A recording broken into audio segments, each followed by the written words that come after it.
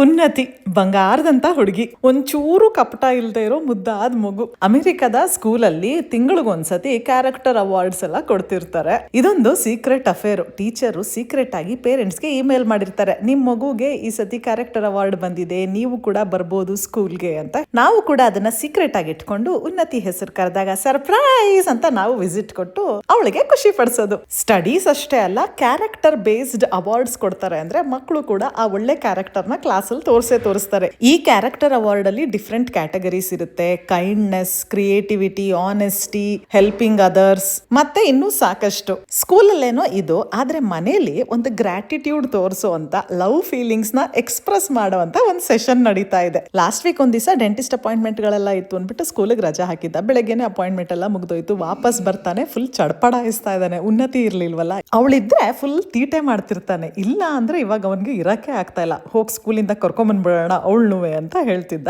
ಅದಕ್ಕೆ ಸರಿ ಅವಳಿಗೆ ಹೇಳ್ಬೇಕು, ನೀನು ನಾನು ನಿನ್ ಮಿಸ್ ಮಾಡ್ಕೋತಾ ಇದ್ದೆ ಅಂತ ಹೇಳು ಅಂದ್ರೆ ಅದಾಗಲ್ವಂತೆ. ಸೊ ಅದಕ್ಕೆ ಫೋರ್ಸ್ಫುಲಿ ನಾನು ಅವನ ಹತ್ರ ಹೇಳ್ಬಿಟ್ಟು ವಿಡಿಯೋ ರೆಕಾರ್ಡ್ ಮಾಡಿಸ್ತಾ ಇದ್ದೀನಿ. ಉನ್ನತಿ ಬಂದ್ಮೇಲೆ ತೋರಿಸ್ತೀನಿ ಇದು ಅಂತ ಹೇಳಿ. ಹೇಳೋ ಜೋರಾಗಿ ಹೇಳೋ, ಅವಳಿಗೆ ಗೊತ್ತಾಗಲ್ಲ, ಕೇಳಿಸಲ್ಲ.